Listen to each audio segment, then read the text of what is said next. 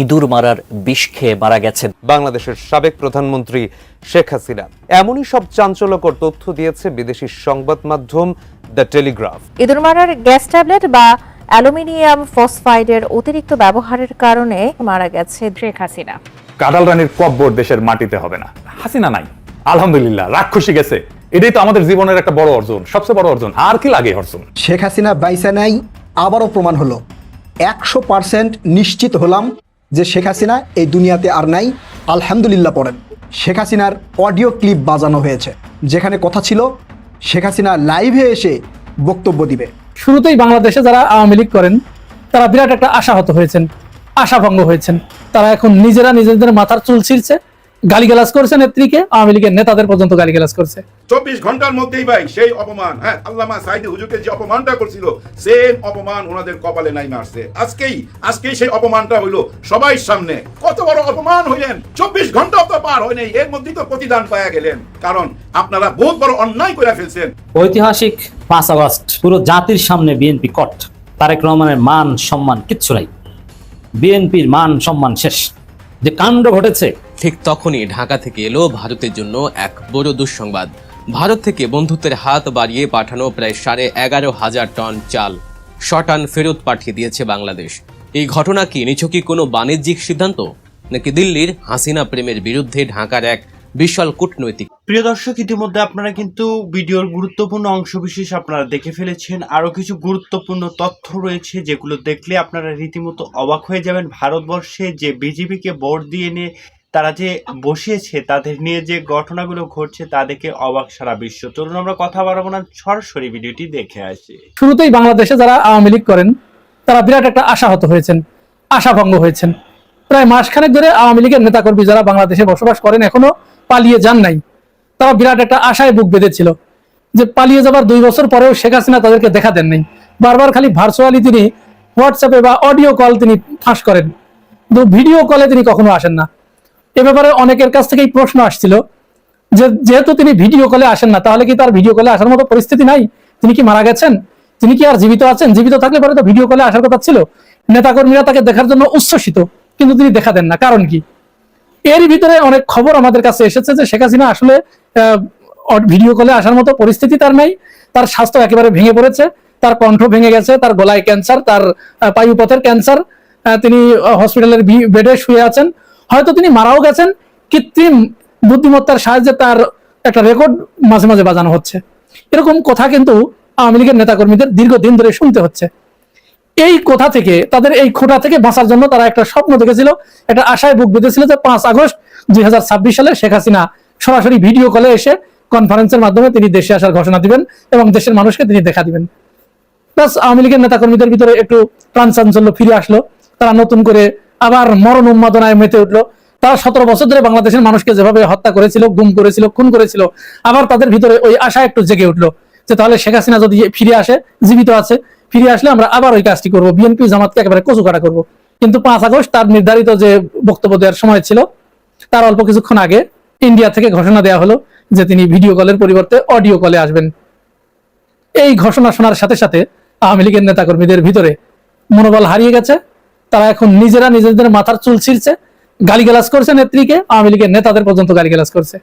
এমনকি এই গালিগালাজ করতে করতে শেখ হাসিনার ওই ভার্চুয়াল অনুষ্ঠানে উপস্থিত হয়েছিল বাংলাদেশের আরেক জুয়ারি ক্রিকেটার সাকিব আল হাসান, যে তার বোনকে সহ জুয়া খেলতেন। প্রত্যেকটা খেলায় এই সাকিবের বোন জুয়া খেলতেন, জুয়া খেলে তারা হাজার হাজার কোটি টাকা কামাই করেছে। সেই সাকিবের বাড়িতে বিক্ষুব্ধ নেতাকর্মীরা গিয়ে হামলা ভাঙচুর করেছে, আগুন ধরিয়ে দিয়েছে। যদিও এই দোষ দেওয়া হচ্ছে কাকে? বিরোধী মতের, অর্থাৎ জুলাই যোদ্ধাদেরকে দোষ দেওয়া হচ্ছে, কিন্তু মূলত এই বাড়িটা ভেঙেছে কিন্তু আওয়ামী লীগের নেতাকর্মীরা, সাকিব আল হাসানের সমর্থকরা।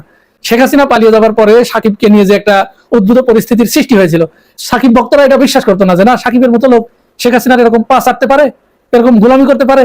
কিন্তু আজকে যখন তারা স্বচক্ষে এটা দেখলো, দেখার পরে তাদের ভিতরে যে ক্ষোভ, এই ক্ষোভ তারা অবদমিত করতে না পেরে তারা সাকিবের বাড়িতে গিয়ে হামলা চালিয়েছে। যাই হোক, তাহলে শেখ হাসিনা এখানে বাংলাদেশের জনগণকে পুরা আশাহত করেছে। এবং আমাদের ধারণা আসলে তার লাইভে আসার মতো, ভিডিও কনফারেন্সে আসার মতো কোনো শারীরিক অবয়ব, সুরত, চেহারা, মানসিকতা, দৃঢ়তা কিচ্ছু নাই। সুতরাং এরপর থেকে তিনি যে ধরনের বক্তব্য দিবেন যে আমি এ করবো, সে করবো, হ্যান পারেঙ্গা, তেন পারেঙ্গা, এখানে বাংলাদেশের মানুষের একটাই কথা, যে মানুষ 2 বছর পরেও একটা ভিডিও কলে আসতে পারে না, সেই মানুষ বাংলাদেশের জনগণের জন্য কি করবে এবং বাংলাদেশে ফিরে আসবে, এই কথা কমপক্ষে বাংলাদেশের জনগণকে আর বিশ্বাস করতে হবে না। শেখ হাসিনা বাইসা নাই, আবারও প্রমাণ হলো। 100% নিশ্চিত হলাম যে শেখ হাসিনা এই দুনিয়াতে আর নাই। আলহামদুলিল্লাহ পড়েন। আজকে ফরেন রিপোর্টার্স অনুষ্ঠানে শেখ হাসিনার অডিও ক্লিপ বাজানো হয়েছে, যেখানে কথা ছিল শেখ হাসিনা লাইভে এসে বক্তব্য দিবে। ভারতের প্রায় সবগুলো গণমাধ্যমে এই নিউজ প্রচার হয়েছিল যে ফরেন রিপোর্টার্স আয়োজিত অনুষ্ঠানে সজীব ওয়াজেদ জয় ভার্চুয়াল লাইভে এসে সেখানে যুক্ত হবেন, সাকিব আল হাসান মানে ক্রিকেটার তিনি যুক্ত হবেন, এবং শেখ হাসিনাও সেখানে ভার্চুয়াল লাইভে সরাসরি বক্তব্য দিবেন। ভারতের বেশিরভাগ মিডিয়া এটা প্রচার হয়েছিল। কিন্তু আজকে আমি পুরো লাইভটা দেখলাম, পুরো লাইভ একবারে শুরু থেকে শেষ পর্যন্ত। সেখানে প্রায় 9,000 দর্শক ছিল ইউটিউবে। সেখানে দেখলাম কি, শেখ হাসিনা এসে কবিতা পড়তেছে।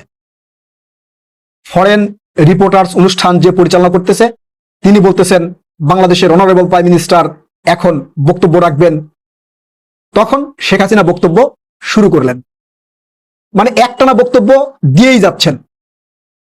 এই আর্টিফিশিয়াল ইন্টেলিজেন্সের যুগে মানুষ এতটা বোকা না। একটা মানুষের কণ্ঠ হুবহু নকল করে এআই এর মাধ্যমে অডিও তৈরি করা যায়, হুবহু নকল করে, এবং সেইটা মোবাইলে বাজালে মনে হবে যে ওই মানুষই এই বক্তব্য দিচ্ছে।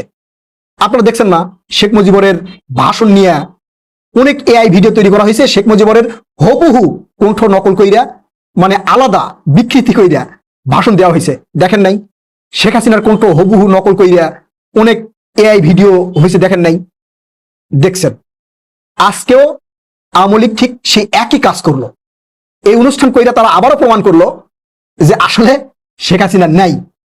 এরা যতবার মিথ্যাকে সত্য প্রমাণ করার চেষ্টা করবে ততবারই ব্যর্থ হবে, কারণ মিথ্যা চিরদিনই মিথ্যা। মিথ্যাকে কোনোভাবেই সত্য প্রমাণ করা যায় না। শেখ হাসিনা আজকে বিশেষ অনুষ্ঠান, আওয়ামী লীগের যতগুলো নেতাকর্মীরা যারা পালিয়ে গেছে, বাংলাদেশে আছে, আন্তর্জাতিক বিশ্বের বিভিন্ন দেশে আছে, তারা কিন্তু তাকিয়েছিল যে এই যে সোশ্যাল মিডিয়ায় যে বক্তব্যগুলো আসতেছে যে শেখ হাসিনা নাই, এই বক্তব্যের কাউন্টার আজকে তারা দিতে পারবে। শেখ হাসিনা ডিরেক্ট লাইভে কথা বলবে, সবাইকে বলবে যে দেখেন আমাদের নেত্রী নাকি নাই, এই যে নেত্রী সরাসরি কথা বলতেছে। এই আশা প্রত্যাশা নিয়েছিল আওয়ামী লীগের নেতাকর্মীরা। আজকে সে আওয়ামী লীগের নেতাকর্মীদেরকে আবারও হতাশ করলো। আওয়ামী লীগের নেতাকর্মীদেরকে মানে ধুন ফুন বুঝানোর জন্য অডিও ক্লিপ বাজালো। আর সেই অডিও ক্লিপগুলো এমন সিস্টেমের, একটানা অডিও। আওয়ামী লীগের ইউটিউব চ্যানেলে গিয়ে আপনারা শুনবেন শেখ হাসিনার বক্তব্যটা দেখবেন, একবারে টানা অডিও, মনে হচ্ছে আগে থেকে রেকর্ড করা। এবং এইটা যে আগে থেকে রেকর্ড করা, আগে থেকে এআই দিয়ে তৈরি করে রাখা, এটা নিশ্চিত একটানা বলেই যাচ্ছে। এর মাঝখানে সাংবাদিকেরা যে প্রশ্ন করবে সেটা কিন্তু করেনি। কেন করে নাই? কারণ এইটা করলেই ধরা খেয়ে যাবে। যদি কোনো জায়গায় প্রশ্ন করে থাকে সেখানে ভালো করে দেখতে হবে যে সেখানে শেখ হাসিনা আগে থেমে গেছে নাকি সাংবাদিক আগে প্রশ্ন করছে। মানে ঘাবলা। এরা যতই চেষ্টা করুক শেখ হাসিনাকে লাইভে নিয়ে আসতে পারবে না, কোনোভাবে লাইভে নিয়ে আসতে পারবে না। শেখ হাসিনা থাকলে তো লাইভে নিয়ে আসতে পারবে রে ভাই। ঐতিহাসিক 5 আগস্ট পুরো জাতির সামনে বিএনপি কট। রাষ্ট্রপতির অনুষ্ঠানে তারেক রহমানের মান সম্মান কিচ্ছু নাই। বিএনপির মান সম্মান শেষ, বাংলাদেশের মান সম্মান শেষ। যে কাণ্ড ঘটেছে, বিদেশি কূটনীতিকদের দাওয়াত দেওয়া হয়েছিল রাষ্ট্রপতির অতি গুরুত্বপূর্ণ একটা অনুষ্ঠানে ঐতিহাসিক 5 আগস্টে, কিন্তু বিএনপির স্যাঁচরামি দেখে কূটনীতিকরা উঠে চলে গেছে। তো বাংলাদেশের রাষ্ট্রপতির একটা অনুষ্ঠানে হট্টগোল দেখে কূটনীতিকরা যদি উঠে চলে যায়, মান সম্মান কিছু থাকে। প্রধানমন্ত্রী তারেক রহমান মাননীয় প্রধানমন্ত্রী, তার একটা ওয়েট আমাদেরকে অবশ্যই বজায় রাখতে হবে, তার একটা ভাব থাকতে হবে, মিনিমাম একটা তার স্ট্যান্ডার্ড থাকতে হবে। আমরা সেই জায়গাটা তাকে দিতে চাই। কিন্তু বিএনপি ইতিহাস বিকৃত করতে যে তারেক রহমানকে পুরো জাতির সামনে অপমানিত করেছে, অতি খেতে যে একদম সব নাই হয়ে গেছে। দর্শক, বিএনপি ইতিহাস বিকৃত করতে যে ধরা খেয়েছে। দর্শক, জুলাই শহীদ পরিবার ও জুলাই যোদ্ধাদের একটা সংবর্ধনা অনুষ্ঠানের আয়োজন করেছে, যেটাকে রাষ্ট্রপতির অনুষ্ঠান বলে প্রচার করা হচ্ছে। মহামান্য ভারপ্রাপ্ত রাষ্ট্রপতি এখানে উপস্থিত ছিলেন, বিএনপির এমপি, মন্ত্রী, গুরুত্বপূর্ণ সব রাজনৈতিক দলের প্রতিনিধি ছিল, স্বরাষ্ট্রমন্ত্রী, মুক্তিযুদ্ধ মন্ত্রী, আর অনেকে ছিলেন। সেখানে মুক্তিযুদ্ধ মন্ত্রণালয় কর্তৃক তৈরিকৃত একটা ডকুমেন্টারি জুলাই অভ্যুত্থানের উপর একটা ডকুমেন্টারি প্রদর্শন করা হয়েছে। সেই ডকুমেন্টারি পুরোটাই বিএনপিময়, তারেক জিয়াময়। এর মানে জুলাইতে কোনো অভ্যুত্থান বিপ্লব কিছু হয়নি। সেই ডকুমেন্টারির মধ্যে এক দফার নায়ককে তারেক রহমান, সেখানে নাহিদ ইসলামের কোনো নাম নাই। নাহিদ ইসলাম যে এক দফার ঘোষণা করেছে এটা উল্লেখই নেই। আসিফ মাহমুদ যে লং মার্চের আহ্বান জানিয়েছেন, লং মার্চের ডাক দিয়েছেন ঢাকা অভিমুখে, ওটার কোনো স্থান নাই। বৈষম্য বিরোধী আন্দোলনের সমন্বয়কদের কোনো ভূমিকা, তাদের কোনো অস্তিত্বই মুক্তিযুদ্ধ মন্ত্রণালয়ের সেই তথাকথিত ডকুমেন্টারিতে নাই। তা আপনি চিন্তা করেন, পুরো জাতির সামনে, চোখের সামনে দিনে দুপুরে কত বড় চুরি করেছে বিএনপি, ইতিহাস বিকৃত করেছে। এবং চোর যেরকম একসময় গ্রামের হাটে বাজারে ধরা পড়তো, তারপরে হাডুরে কিল খাইতো, বিএনপি এরকম চোরের মতো ধরা পড়েছে। এবং জনগণ উপস্থিত জুলাই যোদ্ধারা হাডুরে কিল যেরকম দেয়, ওইরকম কিল খাওয়ার উপক্রম। দেখেন এতে প্রধানমন্ত্রী কিভাবে অপমানিত হয়েছে, পুরো রাষ্ট্র কিভাবে অপমানিত হয়েছে। এই যে কূটনীতিকরা উঠে চলে গেছে প্রতিবাদের মুখে, এটা একটা অবমাননা। রাষ্ট্রপতির অনুষ্ঠানে এরকম হট্টগোল। এর মানে বিএনপি সরকার, তারা যে একটা অথর্ব সরকার, তার প্রমাণ হচ্ছে এটা যে রাষ্ট্রপতির অনুষ্ঠানে একটা ভাব গাম্ভীর্য থাকবে, ওইটাই তারা বজায় রাখতে পারেনি। তারপরে দেখেন প্রধানমন্ত্রীর জন্য কতটা অবমাননা। প্রধানমন্ত্রী, মাননীয় প্রধানমন্ত্রী, এর উপরে তো আর কিছু নাই তার। তিনি খালেদা জিয়ার সন্তান, তিনি 17 বছর নির্বাসিত ছিলেন। এর চাইতে বড় পরিচয় তার দরকার হয় না। জনগণ তাকে ভোট দিয়েছে, তিনি প্রধানমন্ত্রী হয়েছেন। প্র্যাকটিক্যালি তার অবদান নিয়ে নানান বিশ্লেষণ হতে পারে। অবদান না থেকেও অনেকে প্রধানমন্ত্রী হতে পারে, কারণ অবদান থাকলে যে তিনি প্রধানমন্ত্রী হওয়ার যোগ্য, বিষয়টা এরকম নয়। যেমন নাহিদ ইসলাম এক দফার ঘোষক, এর মানে কি নাহিদ ইসলামকে প্রধানমন্ত্রী বানাতে হবে? না, প্রধানমন্ত্রী এটা ভিন্ন জিনিস। প্রফেসর ইউনূস কি রাজপথে আন্দোলন করেছিলেন? না, সরাসরি আন্দোলনের সাথে জড়িত ছিলেন না। তারপর আমরা তাকে প্রধান উপদেষ্টা বানিয়েছি। অন্যান্য উপদেষ্টা যারা ছিলেন অন্তর্বর্তীকালীন সরকার, তারা কেউ সরাসরি আন্দোলনে ছিল? দু একজন ছিল, আসিফ নজরুল ছিলেন, অনেকে ছিলেনই না, মোস্তফা সরোয়ার ফারুকী ছিলেন। সেই জায়গায় আন্দোলনে সরাসরি অবদান থাকলেই যে তিনি প্রধানমন্ত্রী, প্রধান উপদেষ্টা কিংবা মন্ত্রী হবেন, এই বিষয়টা এরকম নয়। তারেক রহমান প্রধানমন্ত্রী, এই জায়গায় তিনি সম্মানিত। কিন্তু তাকে এক দফার ঘোষক বানাতে হবে কেন? মিথ্যার উপর ভিত্তি করে এক দফার ঘোষক নাহিদ ইসলাম, এটা কে না জানে, পুরো জাতির সামনে দিয়েছে। তো সেখানে এক দফার ঘোষক কে? তারেক রহমান। এখন সবাই বলছে না তারেক রহমানকে এক দফার ঘোষক মানি না। এই যে তারেক রহমানকে মানি না, এটি তো প্রধানমন্ত্রীর জন্য অবমাননা করা। এই প্রধানমন্ত্রীকে আজকে এই লজ্জার মুখে ফেলেছে এই মুক্তিযুদ্ধ মন্ত্রণালয়, অতি তেলবাস, সব খেতে চেয়েছেন। এখন দেখেন অবস্থা কি। অবশ্য মুক্তিযুদ্ধ মন্ত্রী দুঃখ প্রকাশ করেছেন। আক্তার হোসেনকে স্বরাষ্ট্রমন্ত্রী অনুরোধ করে মঞ্চে ডেকে এনে বক্তৃতা দেওয়ার ব্যবস্থা করে পরিস্থিতি ঠান্ডা করেছেন, কোন রকম মান সম্মান বাঁচিয়েছেন। তার মধ্যে আবার ইশরাক এসে দাঁড়ায়, হ্যাঁ আপনারা জুলাই শহীদদের জন্য কি করেছেন? আরে ইশরাক, আপনি কি করেছেন? আপনি তো আমার ঘনিষ্ঠ লোক, আপনি কি করেছেন? জবাব দিতে পারেন। এনসিপির ছেলেরা করেনি, আপনি কি করেছেন? তো দর্শক, এই যে দেখেন, একবার ইশরাক মাইক নিয়ে চিল্লায়, আরেকবার মুক্তিযুদ্ধ মন্ত্রী বলে প্লিজ থামুন, প্লিজ থামুন। রাষ্ট্রপতি হা করে তাকিয়ে আছে, এটা কি, আমরা কোন দেশের রাষ্ট্রপতি হলাম? একবার স্বরাষ্ট্রমন্ত্রী এসে বলেন আক্তার হোসেন আপনি আসেন, আরেকজনে বলছে আক্তার কে চিনি না।